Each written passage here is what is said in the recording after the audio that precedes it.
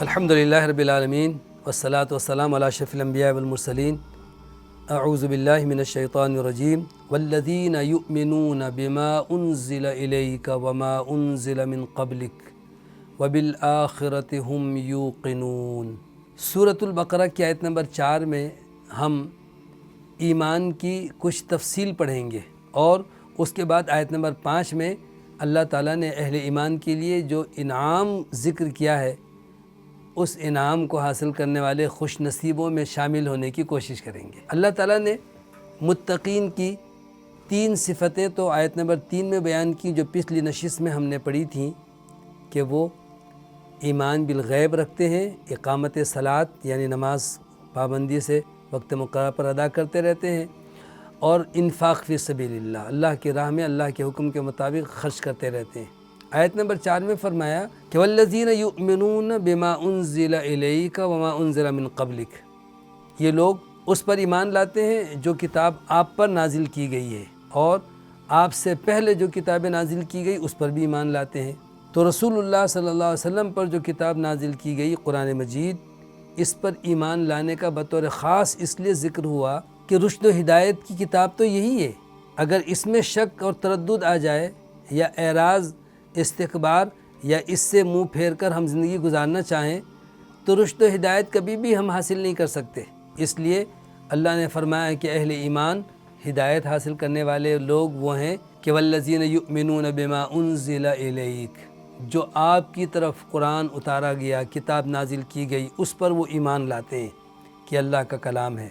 یہ نہیں کہا کہ جو وما انزل من قبلک وما انزل من بعدک، جو آپ سے پہلے کتاب نازل کی گئی تھی، آپ کے بعد بھی کوئی کتاب نازل کی جائے گی، یہ نہیں کہا، اس لیے کہ آپ تو خاتم النبیین ہیں۔ آپ کے بعد جب کوئی نبی ہی نہیں تو آپ کے بعد کوئی کتاب بھی نازل نہیں کی جائے گی۔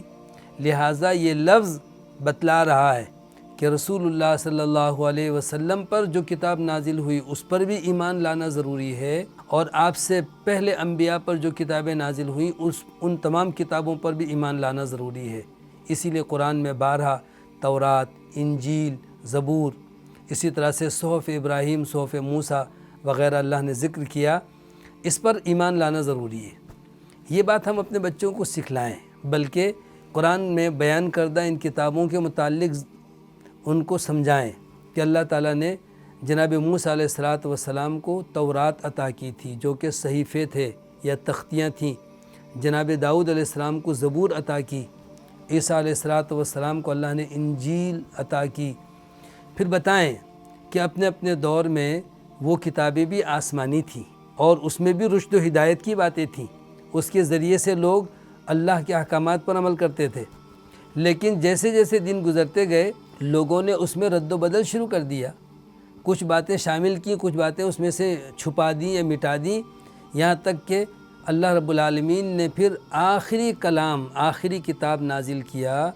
یعنی آخری کتاب نازل کی قرآن مجید، تو اب سابقہ کتابیں منسوخ ہو گئیں۔ ایمان تو لانا ہے اجمالی طور پر کہ تورات، انجیل، زبور، یہ تمام آسمانی کتابیں اللہ کی طرف سے نازل شدہ، لیکن اس میں جو احکامات آج موجود ہیں اس کی ہم تصدیق نہیں کر سکتے اور جھٹلا بھی نہیں سکتے۔ ہو سکتا ہے صحیح ہو سکتا ہے اس میں کچھ باتیں انہوں نے غلط لکھ دی ہوں، تو اسے پڑھنے کی یا اس پر عمل کرنے کی اب ہمیں اجازت نہیں ہے۔ ہاں، جو لوگ مسلم اسکالرز ہیں وہ تو اس لیے پڑھتے ہیں تاکہ ان کو ان کی کتابوں سے جواب دے سکیں، سمجھا سکیں، لیکن عام انسانوں کو اور عام مسلمانوں کو صرف اس کتاب پہ ہی پوری توجہ دینی چاہیے۔ ان دیگر مذاہب کی کتابوں کو ٹٹولنے اور پڑھنے میں جتنا وقت لگے گا، اس سے زیادہ وقت تو ہمیں اس پر دینے کی ضرورت ہے۔ تو ایک بات تو یہ معلوم ہوئی کہ رسول اللہ صلی اللہ علیہ وسلم پر نازل ہونے والی کتاب یہ ایمان کا حصہ ہے، اہل ایمان اس پر ایمان لاتے ہیں۔ یؤمنون بما انزل الیک وما انزل من قبلک کہہ کر اللہ تعالیٰ نے آپ کے ختم نبوت کا تذکرہ فرمایا ہے کہ جو آپ سے پہلے کتاب نازل ہوئی تھی اس پر بھی یہ لوگ ایمان لاتے ہیں،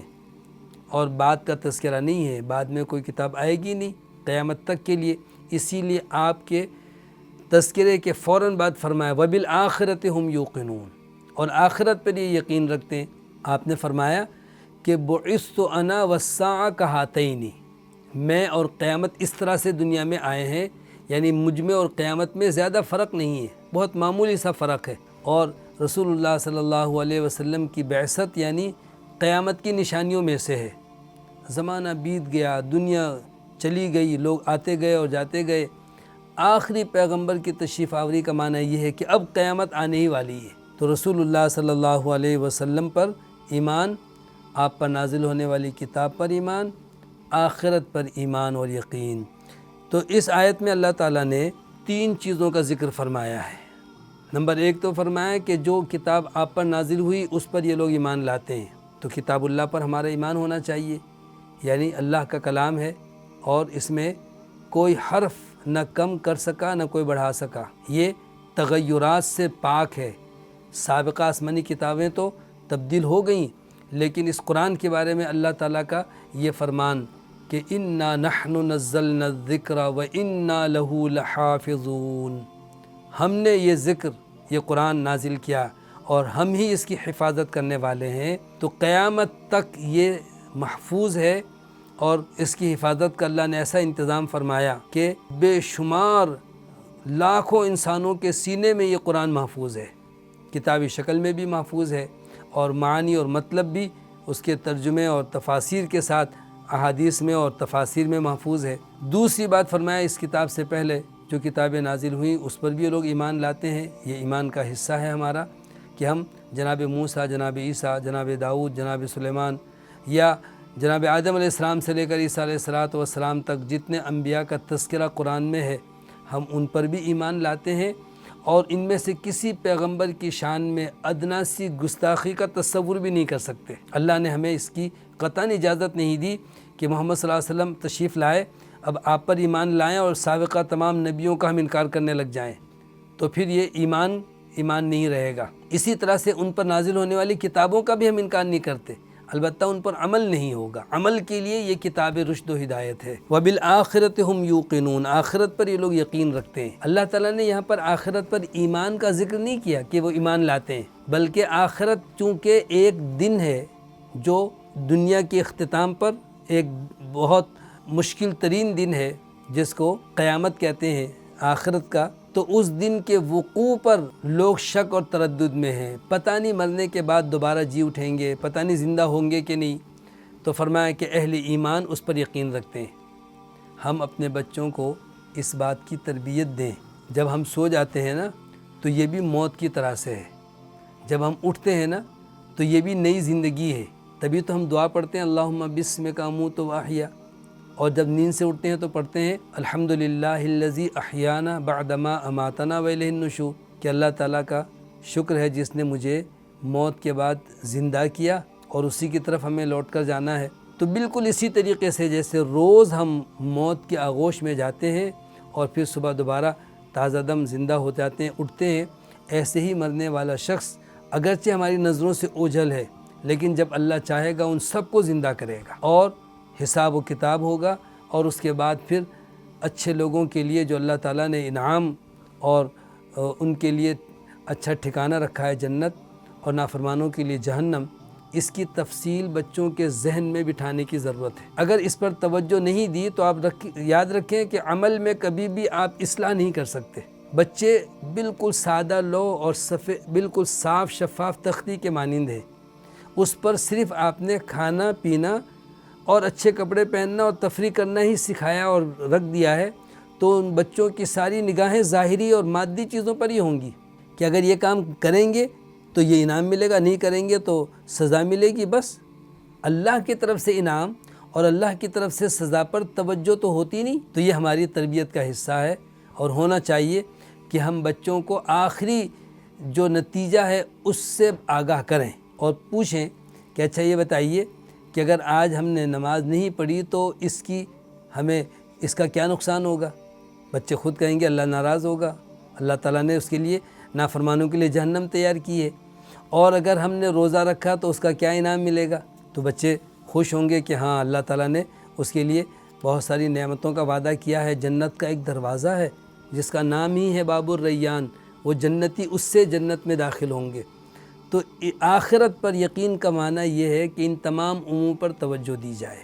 اور ایک بات اساتذہ اور والدین سے میری گزارش ہے، اس کو ذہن میں بٹھا لیں کہ ہم اپنی تربیت اور اپنے بچوں کی اخلاق اور ان کی عادات کی تربیت جتنے بھی چاہیں اچھے انداز سے کر لیں، جب تک عقیدہ آخرت کا تصور مضبوط نہیں ہوگا تربیت نہیں ہو سکتی۔ اسی لیے اللہ تعالیٰ نے اس کا بارہا تذکرہ فرمایا، اور یہاں پر بطور خاص کہ اہل ایمان آخرت پر یقین رکھتے ہیں، یہ نہیں کہا ایمان لاتے ہیں، یعنی شک نہیں کرتے، پورا یقین ہے۔ ایمان کا دعویٰ کرنے والا بھی شک میں مبتلا ہو سکتا ہے، تبھی تو عمل نہیں کرتا۔ آخرت پر اگر اس کا صرف ایمان ہے، یقین نہیں ہے، کہتے ہیں ہاں سنا ہے جنت ہے، آخرت میں جہنم ہے، لیکن عمل نہیں کر رہا ہے، جب یقین ہو جائے گا تو کبھی بھی برائی کی طرف راغب نہیں ہوگا اور کبھی بھی نیکی نہیں چھوڑے گا۔ دیکھیں، آپ کو اگر کسی راستے میں آگے جا کر کوئی خطرہ محسوس ہو تو آپ شک کی بنیاد پر بھی آہستہ آہستہ آگے بڑھیں گے، پتہ نہیں خطرہ ہے کہ نہیں، دیکھتے تو ہیں کیا ہو رہا ہے۔ لیکن اگر پورا یقین ہو کہ اس میں خطرہ ہے، یہ جو بجلی کا تار ہے اس میں کرنٹ ہے، ہاتھ لگتے ہی، تو یقین پر آپ کبھی بھی ہاتھ لگانے کی ہی جرت نہیں کریں گے۔ کیوں؟ یقین ہے نا کہ یہاں پر تو کرنٹ ہے اس میں۔ تو جس چیز پر یقین ہو جائے اس پر انسان کے عمل میں کوتاہی نہیں ہوتی۔ تو آخرت پر یقین عقیدے کی اور عمل کی اصلاح کی اساس اور بنیاد ہے۔ تو کیا ہم نے اپنے بچوں کو اس طرح آخرت کے بارے میں تصور بیدار کیا؟ نہیں کیا تو کوشش کریں اور ان کو بتلائیں کہ جب تک ہم اپنے آخرت پر یقین نہیں کریں گے ہمارا ایمان مکمل نہیں ہے، ہمارے عمل میں وہ نکھار نہیں پیدا ہو سکتا، ہمارے عمل میں وہ اخلاص نہیں آ سکتا، ہم پابندی سے عمل نہیں کریں گے، کبھی کیا کبھی چھوڑ دیا۔ جب آخرت پر یقین ہوگا تو پھر ماہ رمضان میں جس طرح سے لوگ نماز پڑھ رہے ہیں 12 مہینے نماز پڑھیں گے، ماہ رمضان میں جس طرح قرآن کی تلاوت کرتے ہیں پھر ہمیشہ قرآن کی تلاوت کو معمول بنائیں گے، جس طرح سے روزے کی حالت میں زبان کی حفاظت کرتے ہیں نا، جب عقیدہ آخرت کا تصور قائم اور باقی رہے گا تو ہمہ وقت ہم اپنی زبان کی حفاظت کریں گے کہ صرف روزہ ٹوٹنے کا خدشہ نہیں ہے، ایمان کا خسارہ اور آخرت کا نقصان کا خدشہ ہے۔ ہم جھوٹ کیوں بولیں، ہم غیبت کیوں کریں، بلکہ غیبت کیوں سنیں کسی کی، اپنے گناہ نامہ اعمال میں گناہ کیوں جمع کریں، ہم نے تو آخرت بہتر کرنی ہے۔ تو اس آیت مبارکہ میں اللہ تعالیٰ نے اہل ایمان کی یہ خوبی بیان فرمائی کہ وہ لوگ رسول اللہ صلی اللہ علیہ وسلم پر نازل ہونے والی کتاب پر ایمان لاتے ہیں، آپ سے قبل نازل ہونے والی آسمانی کتابوں پر ایمان لاتے ہیں، آخرت پر یقین رکھتے ہیں۔ اولئک علی ھدی من ربہم، تو اللہ نے فرمایا یہ لوگ اپنے رب کی طرف سے ہدایت پر ہیں۔ یہ نہیں کہا کہ یہ لوگ ہدایت یافتہ ہیں، بلکہ گویا کہ ہدایت بھرپور انہوں نے حاصل کر لی، ہدایت پر ہیں یعنی مکمل طور پر ہدایت یافتہ ہیں۔ یہ ہدایت ان کو اللہ تعالیٰ نے عطا کر دی ہے جن میں یہ خوبیاں جمع ہو جائیں جو آیت نمبر 3 اور 4 میں اللہ نے بیان فرمائی۔ وَأُولَئِكَ هُمُ الْمُفْلِحُونَ، اور یہ لوگ فلاح پانے والے ہیں۔ تو آیت نمبر 5 میں اللہ تعالیٰ نے ان متقی پرہیزگار لوگوں کے لیے ایک بڑے انعام کا اعلان فرمایا۔ ایک تو سند عطا کر دی کہ ہدایت پر ہیں۔ آپ جب کسی بچے کا امتحان لیتے ہیں اور آپ کہتے ہیں کہ اس کو پاس ہو گیا ہے اور اس کو یہ سند دی جاتی ہے، اس موضوع پر اس مضمون میں اس نے کامیابی حاصل کر لی، اور اس کے بعد پھر وہ آگے اس کو پڑھا سکتا ہے یا کہیں پر پیش کر سکتا ہے کہ جی میں نے یہ کتاب یا یہ میں نے مضامین پڑھ لیے ہیں۔ تو اللہ جس کو سند ہدایت عطا کر دے، ذرا سوچیں تو بچوں کو پوچھیں کہ اگر آپ نماز نہیں پڑھتے یا اللہ کے راستے میں خرچ نہیں کرتے یا اللہ پر، اللہ کی کتابوں پر اور نبی صلی اللہ علیہ وسلم پر نازل ہونے والی کتاب پر ایمان نہیں رکھتے تو ایمان مکمل نہیں ہوگا۔ لہٰذا ہدایت کے لیے ان تمام خوبیوں کو جمع کرنے کی ضرورت ہے۔ جس طرح سے کوئی طالب علم خوب محنت کرے لیکن 5 مضامین میں سے ایک مضمون میں تو اس نے 100% لے لیے اور باقی 4 مضامین اس نے پڑھے ہی نہیں، تو وہ کامیاب تھوڑی کہلائے گا، تو فیل ہو گیا۔ بلکہ 5 میں سے 4 مضامین میں اس نے بہت اچھے نمبر لے لیے اور ایک مضمون میں فیل ہو گیا تو بھی فیل شمار ہوگا۔ کامیاب تو وہ ہوگا جو 5 مضامین اگر ہیں تو 5 میں کامیاب ہو۔ تو یاد رکھیں کہ اللہ تعالیٰ نے ان لوگوں کو کامیاب کہا جو یہ سارے اوصاف اپنے اندر جمع کریں گے، ان تمام خوبیوں پر وہ ان تمام خوبیوں کو اپنے اندر سموئیں گے اور ان پر قائم رہیں گے۔ تو اولئک هم المفلحون کہہ کر اللہ نے ان کے لیے خوشخبری دی کہ یہ لوگ فلاح پانے والے ہیں، یہ لوگ کامیاب ہیں، یعنی جہنم سے ان کو چھٹکارا مل گیا، جنت کے مستحق ہو گئے۔ تو آج بھی دیکھیں جب بچہ کوئی کام کر رہا ہوتا ہے تو آپ کہتے ہیں اگر اس طرح کرو گے تو کام صحیح ہوگا ورنہ غلط ہو جائے گا، اس طرح لکھو گے تو آپ کو یہاں پر نمبر ملے گا ورنہ تو آپ کے نمبر کٹ جائیں گے۔ تو کیا کرتے ہیں کہ اچھے اور زیادہ بہتر نمبر لینے کے لیے چھوٹی چھوٹی باتوں کو بھی خیال رکھتے ہیں۔ تو اسی طریقے سے آخرت میں کامیاب کون لوگ ہوں گے؟ جن کے اندر یہ ساری خوبیاں جمع ہوں۔ تو ہم عہد کریں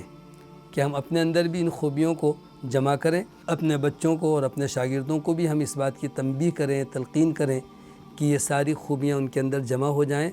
تاکہ وہ ہدایت یافتہ لوگوں میں شامل ہو جائیں۔ اسی کے ساتھ قرآن مجید کی سورۃ البقرہ کی آیت نمبر 5 تک کی تفسیر میں ہم نے انسانوں کے 3 گروہوں میں سے ایک گروہ کی تفصیل ہم نے سنی اور پڑھی ہے۔ 3 گروہوں کا ہم نے تذکرہ کیا، شروع میں ایمان والے لوگوں کا تذکرہ ہے، پھر کافروں کا اور پھر منافقین کا۔ تو یہاں تک آیت نمبر 5 تک اہل ایمان کی تفصیل ہم نے سن لی اور پڑھ لی ہے۔ اللہ تعالیٰ اس خوش نصیب گروہ میں ہمیں شامل فرمائے اور اس گروہ میں ہمیں اللہ برقرار رہنے کی توفیق عطا فرمائے، کیا ہم ثابت قدم رہیں، یعنی ان خوبیوں میں سے کوئی خوبی بھی ہم نہ چھوڑیں تاکہ آخرت میں ہم کامیاب ہو سکیں۔ وآخر دعوانا الحمدللہ۔